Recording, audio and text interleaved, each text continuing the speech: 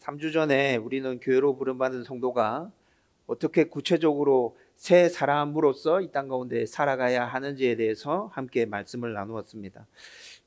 교회로 부름받은 성도는 죄로 얼룩진 옛사람의 모습을 다 벗고 새 사람의 모습을 입어야 된다고 사도 바울은 지금 에베소서 3장 이후에 계속해서 그 권면을 우리 가운데 들려주고 있죠. 그렇다면 하나님 백성으로 새 사람을 입은 모습이 우리 삶에서 어떻게 구체적으로 나타나야 합니까? 3주 전에 우리는 세 가지로 나누어서 살펴보았습니다. 먼저 첫 번째는 교회로 부름받은 성도는 일상의 모든 부분에서 새 사람을 입은 모습이 나타나야 합니다. 일상의 모든 부분에서. 여러분들 힘들어하는 부분들이 있을 거예요. 하나님 이 부분 말고 나머지 부분에서 제가 열심히 해볼게요. 아니요. 하나님은 우리 삶의 모든 부분에서 새 사람의 모습이 나타나야 한다고 그렇게 말씀해 주고 있죠.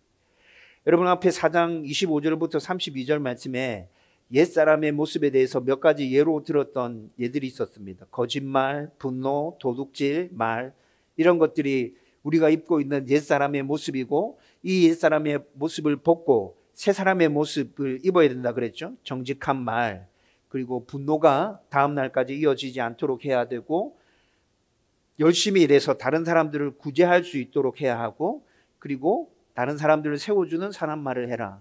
이것이 우리가 입어야 되는 새 사람의 옷이다라고 말해 주었어요. 그런데 이런 예들은 자세히 들여다보면 우리 삶 전체를 얘기해 주는 거라고 제가 언급해 드렸습니다. 여러분, 거짓은 이미 우리 삶 전체를 지배하고 있어요. 여러분, 거짓말 다 빼버리면 여러분 삶 자체가 무너져 내릴걸요. 이 사회 자체가 무너져 내릴 겁니다.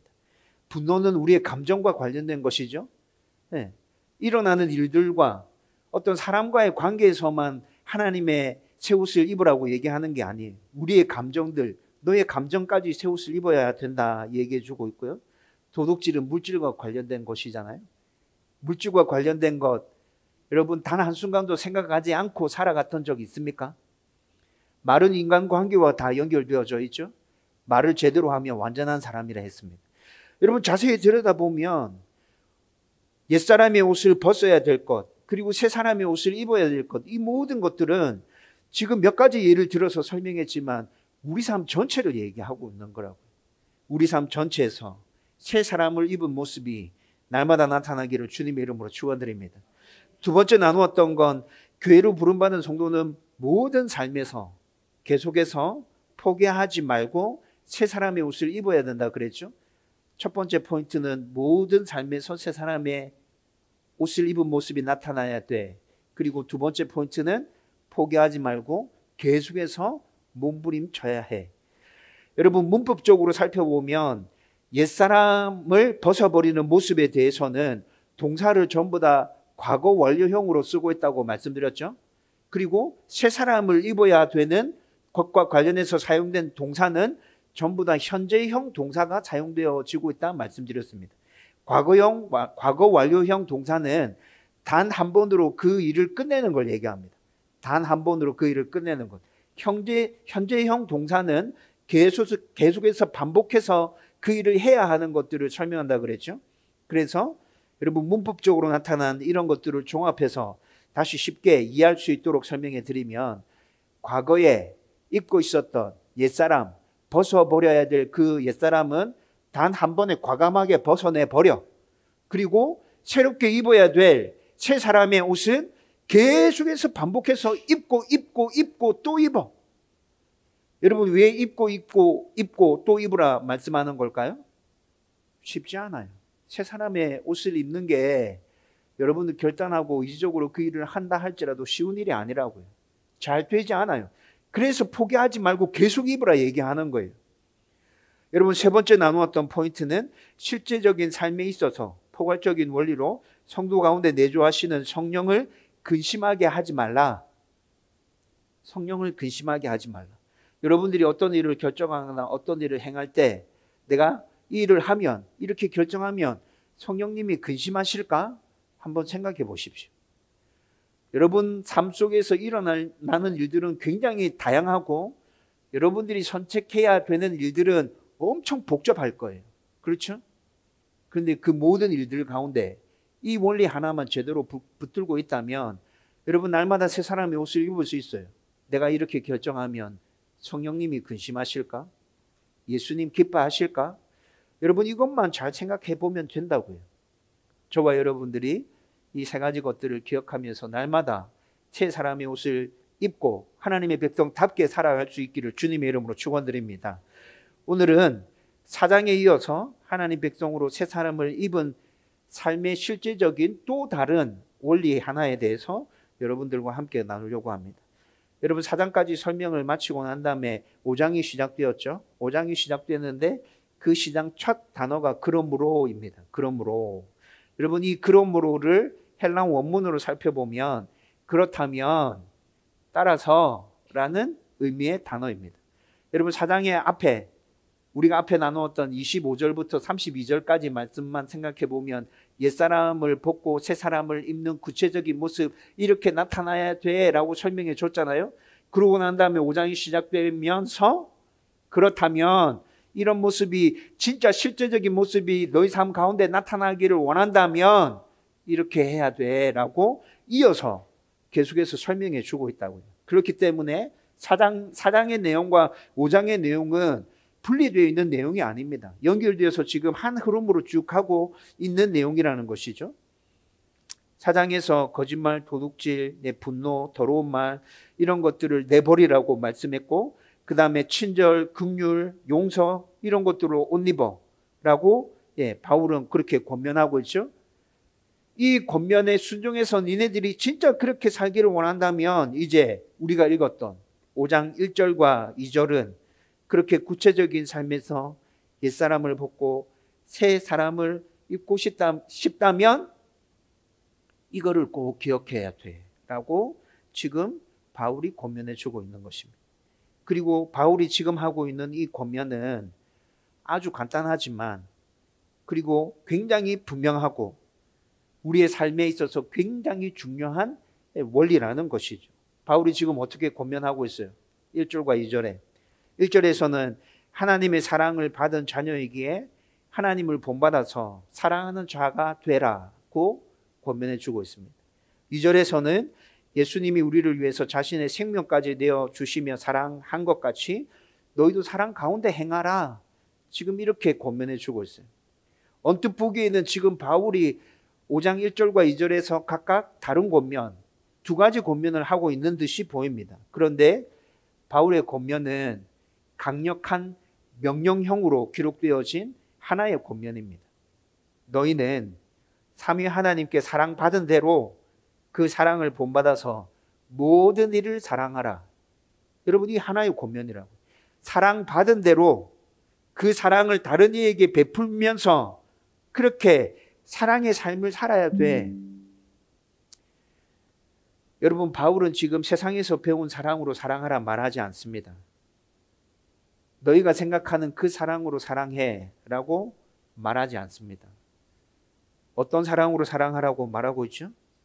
하나님께 받은 사랑으로 사랑하라고 명령하고 있습니다. 여러분 1절 말씀에 본받는 이라는 단어가 쓰여졌는데 이 본받는 이라는 단어는 따라하다 라는 의미를 가지고 있어요. 흉내내다, 모방하다 이런 의미를 가지고 있죠. 하나님의 사랑을 그대로 받은 그대로 따라해. 하나님 사랑 받은 그대로 흉내내. 여러분 지금 바울이 이 권면을 하고 있는 것이라. 여러분 성도들은 하나님을 아버지라 부릅니다. 그렇죠? 아버지라 부르면 아버지가 보여주고 있는 삶의 모습들, 말하는 거, 생각하는 거, 자녀들은 자연스럽게 이런 것들을 담게 되죠. 따라하고 그렇게 하지 않으려고 해도 흉내내게 됩니다. 이게 자연스러운 것이죠.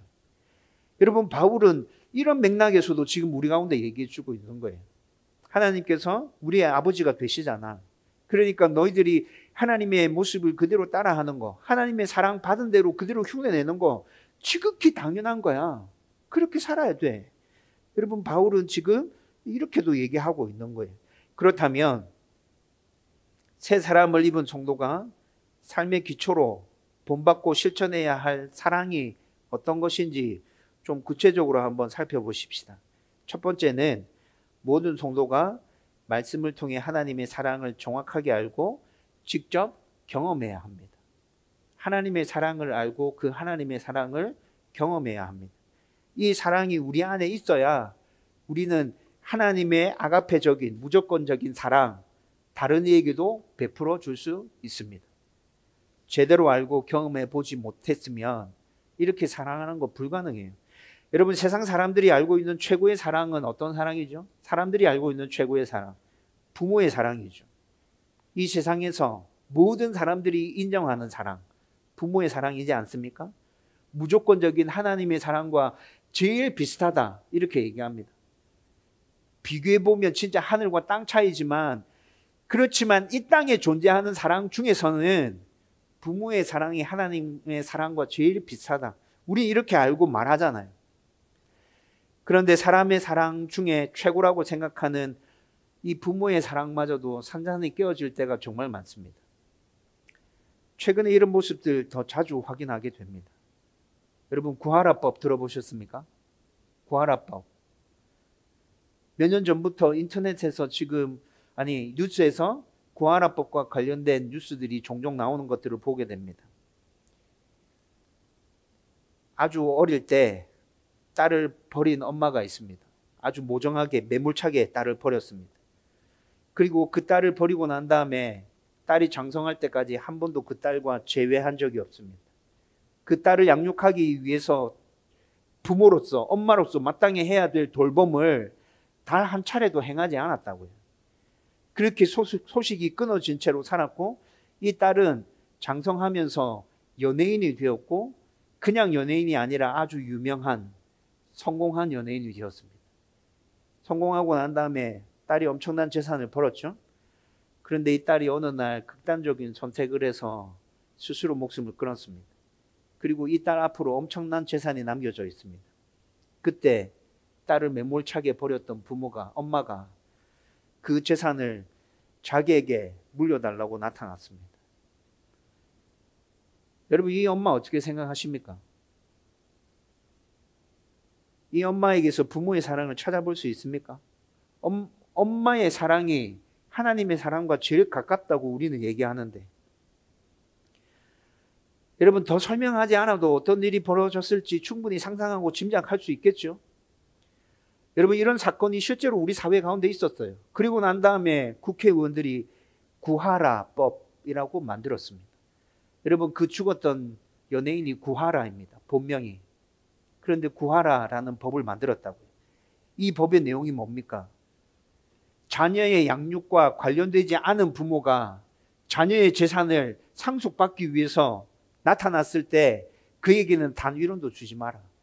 여러분, 법의 내용이 이런 거예요.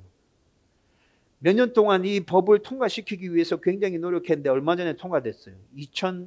2026년 1월부터 이 법이 시행되어집니다. 여러분, 그런데 구하라 사건이 있고 난 다음에 우리는 이런 부모들이 얼마 없을 줄 알았어. 그런데 이런 부모들이 엄청 많았다는 것을 알게 되었어요. 자녀를 버리고 난 다음에 돌보지 않았는데 어떤 일이 있고 난 다음에 그 자녀와 관련해서 자기가 취할 수 있는 유익을 취하겠다고 갑자기 나타나는 부모들. 저는 부모가 아니라는 생각보다는 인간이 아니라는 생각이 먼저 들었어요. 이 사람들은 진짜 인간이 아니구나. 어떻게 염치도 없이. 여러분, 이런 사람들이 진짜 많아요. 엄청 많아요. 아동학대가 증가하고 있다는 소식들 접하고 있죠. 여러분, 아동학대가 계속 증가하고 있습니다. 그런데 아동학대의 제일 대다수를 차지하는 가해자는 누구일까요? 부모입니다. 아동학대의 제일 많은 숫자를 차지하고 있는 가해자가 부모라고요. 날이 갈수록 이 숫자는 더 늘어나고 있습니다. 자녀들이 부모에게 범하는 폐륜 범죄도 날이 갈수록 점점 늘어나고 있습니다. 이혼율도 계속 증가하고 있죠.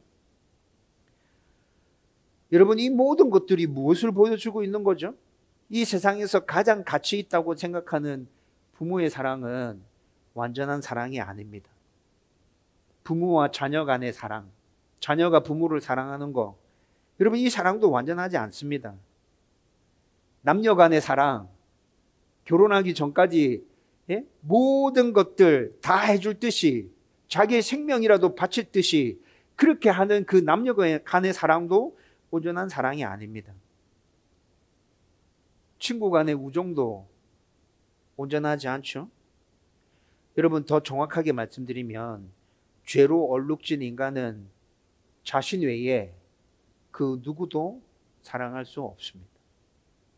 죄로 얼룩진 인간은 자신 외에 그 누구도 사랑할 수 없다고요. 죄성을 지닌 인간이 자의로 다른 이를 진정으로 사랑하는 것은 태생적으로 완전히 불가능합니다. 그래서 바울은 오늘 말씀에서 하나님의 사랑을 받은 그대로 다른 이들을 사랑해 주라고 권면하고 있습니다. 하나님의 사랑이 아니면 우리는 다른 사람을 사랑할 수 있는 존재가 아니니까. 여러분 1절에 이렇게 얘기합니다. 사랑을 받는 자녀같이, 여러분 이렇게 얘기하고 있죠. 사랑을 받는 자녀같이, 이 말 안에는 이미 하나님의 사랑을 받았다는 의미가 들어가 있습니다. 2절에서 이렇게 얘기합니다. 그리스도께서 너희를 사랑한 것 같이, 그리스도께서 너희를 사랑한 것 같이 라는 말 안에도 예수님의 사랑을 이미 우리가 받았다는 의미가 포함되어 있죠. 1절과 2절 모두 다 교회로 부름받은 성도는 이미 삼위 하나님으로부터 무한한 사랑을 받았다고 말씀하고 있습니다. 이 사랑을 모방해서 따라하고 흉내내면 자의로 할 수 없지만 우리도 서로 온전하게 사랑할 수 있다. 여러분 바울은 지금 이렇게 권면하고 있는 것이죠. 그래서 사도 요한은 요한 1서 4장 10절에서 이렇게 말씀합니다. 제가 읽어 드릴 테니까 잘 들어보십시오. 사랑은 여기 있으니 우리가 하나님을 사랑한 것이 아니요 하나님이 우리를 사랑하사 우리 죄를 속하기 위하여 화목 제물로 그 아들을 보내셨음이라. 하나님이 우리를 사랑했대요. 우리가 하나님을 사랑한 것이 아니래요. 바울은 또 로마서 5장 8절에서 이렇게 얘기합니다. 우리가 아직 죄인 되었을 때에 그리스도께서 우리를 위하여 죽으심으로 하나님께서 우리에 대한 자기의 사랑을 확정하셨느니라. 우리가 아직 죄인으로 있을 때 하나님이 우리를 사랑했답니다. 그래서 그 아들을 죽이셔서 자기의 사랑을 우리 가운데 보여주셨다. 이렇게 얘기하고 있잖아요. 사랑은 우리에게 처음부터 있었던 것이 아닙니다. 사랑은 원래 하나님께 있었습니다. 그런데 그 하나님께 있었던 사랑을 하나님이 우리 가운데도 나누어 주셨죠. 심어 주셨어요. 창세기에서 이를 하나님을 닮게 창조되었다 말하고 있습니다.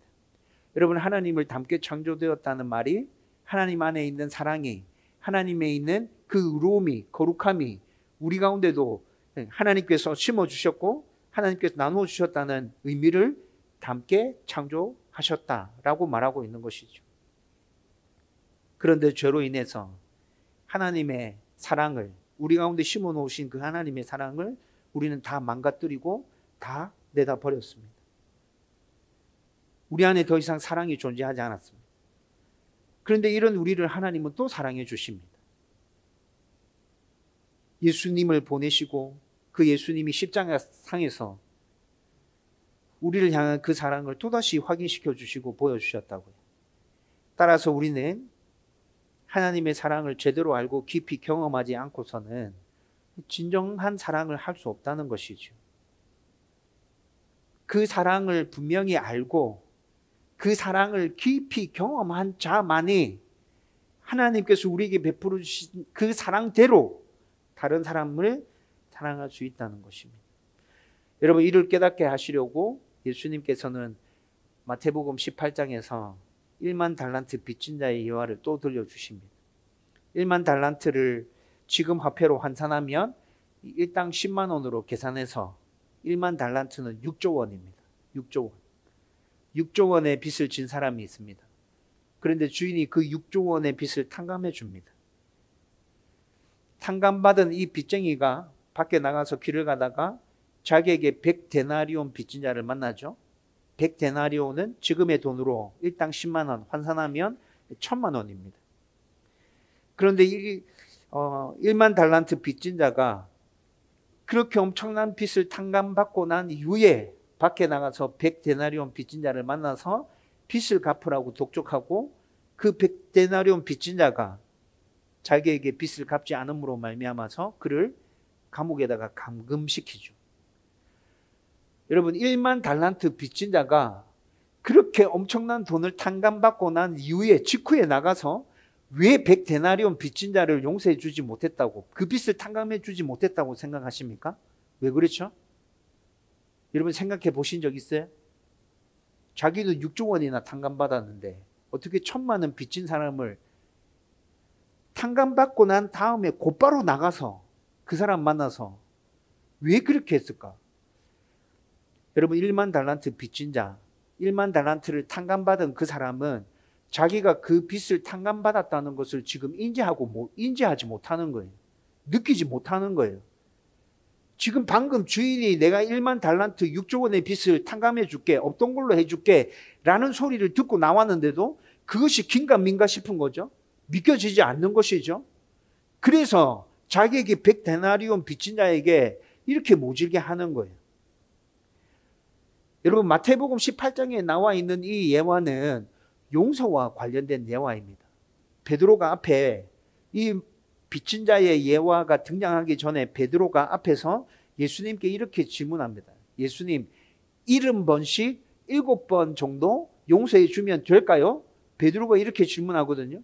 그 질문에 대해서 예수님이 들려주신 예화가 바로 1만 달란트 빚진 자의 예화라고요. 여러분 용서와 관련된 이 예화를 정확하게 풀어서 말씀해 드리면, 여러분 지금 예수님 베드로에게 뭐라 답하시는 거예요? 너가 용서받은 만큼 용서해 주라. 너가 받은 용서가 뭔 줄 알아? 너가 받은 용서 크기가 얼만큼인지 너 알아? 너가 받은 용서 그만큼 다른 사람을 용서해 줘. 여러분 지금 이 의미로 예수님께서 1만 달란트 빚진 자의 비유를 설명해 주신 거거든요. 여러분 그런데 이것은 제가 생각할 때 용서와 관련된 것, 거기만 국한시켜서 생각할 수 있는 것이 아니라 모든 부분에서 우리가 받은 모든 하나님의 은혜에서 이 예화를 적용할 수 있겠다는 생각이 들었어요. 여러분 오늘 우리가 나누고 있는 하나님의 사랑에 대해서 이 예화를 한번 적용해 보십시오. 우리가 하나님께 이렇게 질문했습니다. 하나님, 어떻게 사랑해 줘야 되나요? 얼마만큼 사랑해 줘야 되죠? 이렇게 질문했을 때 하나님께서 만약에 이 예화를 우리에게 답해 주셨다면 하나님께서 우리에게 주신 답은 뭡니까? 너가 사랑받은 대로. 너가 사랑받은 대로 사랑해 줘. 여러분 우리가 어떤 사랑을 받았죠? 앞에 설명해 드렸잖아요. 무한한 사랑을 받았잖아요. 무조건적인 사랑을 받았잖아요. 그 받은 사랑 그대로 너도 그렇게 다른 사람을 사랑해 줘. 여러분 1만 달란트 빚진 자 예화 안에 이 의미도 같이 포함되어 있는 것 아닌가요? 저는 이런 의미도 같이 이 안에 담겨져 있다 확신하고 있습니다. 여러분 그런데 우리는 그렇게 사랑할 수 없는 존재였지 않습니까? 그래서 하나님의 사랑을 알아야 된다고요. 하나님의 사랑을 경험해야 된다고요. 저와 여러분들이 하나님의 사랑을 제대로 알고 그 사랑을 온전히 경험한 그 경험을 바탕으로 다른 이들을 사랑해 줄 수 있기를 주님의 이름으로 축원드립니다. 두 번째로는 하나님의 사랑을 제대로 알고 직접 경험했다면 이제 예수님처럼 아낌없이 나누어주는 사랑을 해야 합니다. 여러분 이에 대해서는 많은 사람들이 잘 알고 있는, 많은 사람들에게 알려진 쉘 실버스타인의 아낌없이 주는 나무 이야기를 여러분들과 나누고 싶습니다. 여러분 아낌없이 주는 나무 책 제목 들어보셨죠? 여러분 글은 얼마 없어요. 이 책이 굉장히 유명한 책인데 글이 얼마 없고 그림이 주를 이루고 있는 책입니다. 그림책이라고 하니까 아이들만 읽는 책이라고 생각하십니까? 여러분 집에 돌아가셔서 아낌없이 주는 나무 읽어보십시오. 없다면 구매해서 읽어보십시오. 글은 진짜 몇 줄 없고 그림을 이렇게 보면서 혼자 생각해가면서 읽어야 되는 책이에요. 그런데 이 책이 아주 많은 사람에게 감명을 주었고 지금도 여전히 이 책은 사람들에게 깊은 교훈을 전해주고 있습니다. 줄거리는 아주 간단합니다. 한 나무와 이 나무를 사랑하는 한 어린 소년이 있었습니다. 이 소년은 아주 어릴 때부터 늘 이 나무에 와서 자주 놀았고 그리고 둘은 굉장히 행복했습니다. 어린 소년이 나뭇가지에 그네를 매달고 타고 놀기도 했고, 그리고 나무 자체에 오르락내리락 거리면서 나무에 매달려 놀기도 했습니다. 나무를 도구 삼아 숨바꼭질 하면서 놀기도 했고, 나무에서 열리는 열매를 따먹기도 하면서 놀았습니다. 때로는 나뭇잎과 가지로 왕관을 만들어 놀기도 하고, 피곤하면 그 나무 그늘 아래서 깊은 단잠을 자기도 했습니다. 이렇게 세월이 흐르면서 소년은 점점 자랐겠죠. 소년은 점점 자라면서 나무를 찾아오는 횟수가 뜸해지기 시작합니다. 나무는 계속해서 소년을 기다립니다. 그런데 소년은 뜸하게 자기에게 필요한 것이 있을 때만 나무를 찾아오기 시작합니다. 소년이 청년이 되었어요. 이 청년이 된 소년이 돈이 필요합니다. 돈을 어떻게 마련하면 될까? 굉장히 고민하고 있습니다. 그렇게 고민하다가 이 나무에게 찾아옵니다. 그리고 나무에게 자기의 사정을 이야기하죠. 이 나무가 기꺼이 열매를 내어주면서 말합니다. 이 열매를 내다 팔아. 그러면 너에게 필요한 돈을 마련할 수 있을 거야. 열매를 따서 돈을 마련하기 위해서 이 소년은 떠나갔습니다. 그리고 또 한참 동안 이 소년은 나무를 찾지 않습니다. 어느 날 장년이 된 소년이 나무에게 또 찾아왔습니다. 가족과 함께 살 집을 짓고 싶은데 집 지을 만한 재료가 나에게 없어. 이 나무가 장년이 된 소년에게 얘기합니다. 나의 가지를 잘라서 그것을 목재로 집을 지어. 그리고 가족들이랑 행복하게 살았으면 좋겠어. 장년이 된 소년은 그 나무의 가지들을 잘라서 재료로 삼아서 집을 짓습니다. 그리고 또 한동안 나무를 찾아오지 않습니다. 이제 중년이 된 소년이 나무를 찾아왔어요. 이제 너무 지쳐. 열심히 일만 했더니 여행을 떠나보면 좋을 것 같아. 이런 고민을 나무에게 이야기했습니다. 특별히 나는 바다가 너무 좋아. 그래? 그러면 줄기를 잘라서 배를 만들어서 여행 가. 여러분, 나무가 그 중년인 소년에게 이렇게 얘기하죠. 그리고 소년은 그 나무의 줄기를 베어서 배를 만들어서 여행을 떠납니다. 그리고 또 한동안 소년은 나무를 찾지 않습니다. 이제 노인이 된 소년이 나무에게 찾아왔습니다. 이제 나의 삶이 거의 맞춰가. 진짜 나에게 쉴 곳이 필요해. 나무가 소년에게 얘기합니다. 나에게 남은 것은 밑둥밖에 없지만 너가 이곳에서 쉼을 누릴 수 있다면 나의 밑둥에 앉아서 편안하게 쉬어. 나무가 또 그 소년에게 이렇게 얘기하죠. 여러분, 아낌없이 주는 나무, 이 책을 쓴 저자는 두 가지 목표를 가지고 이 책을 썼어요. 첫 번째는 이 책을 읽는 모든 독자들이 부모의 사랑에 대해서 깊이 고민할 수 있었으면 좋겠다.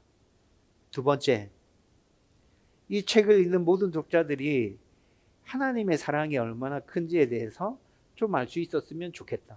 여러분, 실제로 아낌없이 주는 나무 이 저자가 이 두 가지 생각을 하면서 이 책을 썼어요. 여러분, 진짜 이 책의 내용을 제가 간략하게 여러분들에게 말씀해 드렸는데 책 내용을 들으면서 부모의 사랑이 떠오르지 않았나요? 그리고 우리는 특별히 성도니까 하나님의 사랑도 같이 떠올랐죠? 그런데 앞에 나누었던 것처럼 이 세상에 존재하는 사랑 중에는 부모의 사랑이 제일 위대하고 제일 완벽한 사랑이지만, 그렇지만 그 사랑이 절대적으로 완전하지 않다는 것에 대해서는 이미 저와 여러분들이 나누었지 않습니까? 여러분, 이 이야기를 들으면서 우리는 하나님의 사랑에 대해서 저와 여러분들이 좀 더 깊이 생각할 수 있었으면 좋겠습니다. 예수님께서는 정말 우리를 위해서 당신의 생명까지 아끼지 않고 모든 것들을 다 내어주셨지 않습니까? 예수님이 진짜 아낌없이 우리에게 모든 것 다 내어주셨잖아요. 그래서 바울은 오늘 본문 2절에서 이렇게 권면합니다. 그리스도께서 너희를 사랑하신 것 같이 너희도 사랑 가운데 행하라. 그리스도께서 너희를 사랑하신 것 같이. 그는 우리를 위하여 자신을 버리사 향기로운 제물과 희생 제물로 하나님께 드리셨느니라. 죄를 범한 인간은 완전히 거룩하신 하나님께 나아갈 수 없었어요. 그래서 영원히 죽음 가운데 놓이게 되었죠. 죄인인 인간이 다시 하나님께 나아가려면 우리가 범한 죄에 대한 문제를 완전히 해결하는 방법밖에 없었습니다. 완전히 해결하는 방법은 뭡니까? 이미 범한 죄에 대해서 하나님께서 내리시는 그 형벌을 감당하고 그리고 다시는 죄를 짓지 않으면 돼요. 그런데 인간은 자신이 범한 죄의 문제를 완벽하게 해결할 능력이 없지 않습니까? 여러분, 제가 설명해 드렸죠. 인간이 범한 죄에 대해서 하나님께 내리시는 심판, 완전한 신이 내리는 심판이 여러분 피조물인 인간이 감당할 만한 심판이 아니라고 제가 계속해서 말씀드렸잖아요. 인간은 전지전능하신 하나님이 내리시는 심판을 감당할 수 없어요. 그러니까 우리의 죄의 문제를 해결할 수 없다는 것이죠. 여러분, 하나님께서는 이 모든 것들을 누구보다도 너무 잘 알고 계시잖아요. 그래서 예수님을 이 땅에 보내주시는 겁니다. 하나님이신 예수님이 이 땅에 오셔서 하나님이 내리시는 그 죄에 대한 벌을 하나님이신 예수님이 대신 받으시고 우리의 죄의 문제를 다 해결해 주신 것이죠. 예수님이 직접 하나님께 드려지는 희생 제물이 되심으로 이 모든 일들을 다 완성해 주셨어요. 그래서 2절은 예수님이 이렇게 하신 이유를 설명해 주고 있는데 예수님이 이렇게 하신 이유를 사랑 때문이라고 얘기해 주고 있어요. 그리스도께서 너희를 사랑하신 것 같이 예수님이 너희를 사랑해서 이 모든 일들을 다 이루어 주신 거야. 여러분, 이렇게 설명해 주고 있죠. 우리도 예수님처럼 모든 것을 다 하면 사랑할 수 있습니다. 예수님처럼 모든 것을 다 하면 하나님과 같은 사랑을 할 수 있게 된다고요. 그러면 새 사람을 입은 사람으로서 이 땅 가운데서 잘 살아갈 수 있게 될 것입니다. 우리가 모든 것들을 다해서 사랑하면 우리의 가정이, 우리의 자녀가, 우리의 이웃이, 우리의 직장이, 사회가, 나라가, 세상이 변하게 될 것입니다. 남은 생에 예수님처럼 아낌없이 사랑을 베풀며 새 사람을 입은 성도로 저와 여러분들이 이 땅 가운데서 잘 살아갈 수 있기를 주님의 이름으로 축원드립니다. 여러분, 이제 말씀을 정리하려고 합니다. 여러분, 제가 여러분들에게 나눈 이 말씀 두 가지 포인트 여러분들 이해하셨을 거라 생각합니다. 그런데 말씀을 듣고 난 다음에 지금 마음이 어떠세요? 두 가지 포인트를 들었는데 그 포인트를 듣고 난 다음에 여러분들의 솔직한 마음 부담스럽지 않습니까? 첫 번째 포인트에서 하나님의 사랑을 온전하게 이해하고 깨닫고 그 사랑을 경험하십시오. 이것은 아무 부담감이 없죠? 네, 알겠습니다. 목사님, 그렇게 해보려고 노력할게요. 여러분, 이건 진짜 부담감 없이 받아들일 수 있습니다. 그런데 두 번째 포인트에서 어떻게 얘기해 드렸어요? 제가 예수님처럼 아낌없이 나눠주는 사랑을 하라. 여러분, 여기서 걸리지 않습니까? 어떻게 예수님처럼 아낌없이 나눠주는 사랑을 내가 할 수 있지? 할 수 있다 하더라도, 가능하다 하더라도 그렇게 하고 싶지 않은 마음이 많잖아요. 솔직한 마음 그렇지 않습니까? 선뜻 순종하고 싶지 않습니다. 아니, 그 사랑을 왜 나보고 하라 그러죠? 그거 너무 어렵고 힘들 것 같은데? 할 수 있다 하더라도 나의 모든 것들을 다해서 다른 사람들을 사랑해주고 싶지는 않아요, 목사님. 여러분, 이런 마음들 때문에 부담스러울 수 있습니다. 저도 부담됩니다. 진짜 부담됩니다. 그런데 여러분, 이 말씀을 받고 난 다음에 너무 부담된다면, 그리고 이 말씀을 거부하고 싶다면, 그래서 고민이라면 여러분, 그런 고민들 하지 않으셔도 됩니다. 첫 번째 포인트만이 여러분들에게 제대로 이루어진다면 두 번째는 그냥 자연스럽게 따라올 수 있습니다. 그래서 부담 가지시지 않아도 된다고요. 첫 번째 포인트 뭐였어요? 하나님의 사랑을 제대로 깨달아라, 이해해라. 그 하나님의 사랑을 깊이 경험해봐라. 여러분, 이것이 여러분들의 삶 가운데서 제대로 이루어지면 두 번째는 여러분, 이렇게 말하지 않아도 여러분들 스스로 나가서 사랑하려고 애쓰게 될 겁니다. 하나님의 사랑을 깊이 경험했다면, 그 사랑이 어떤 사랑인지 깨달았다면 여러분들 특별히 노력하지 않아도 그렇게 사랑하려고 애쓰게 될 거라고요. 따라서 하나님의 사랑을 온전히 깨닫고 깊이 경험하게 해달라고 여러분 이 기도 제목을 붙들고 열심히 기도하십시오. 하나님의 사랑을 온전히 깨달았으면 좋겠습니다. 그 사랑을 날마다 경험했으면 좋겠습니다. 그리고 예수님처럼 사랑할 수 있는 능력과 은혜와 믿음이 내 안에 넘쳐났으면 좋겠습니다.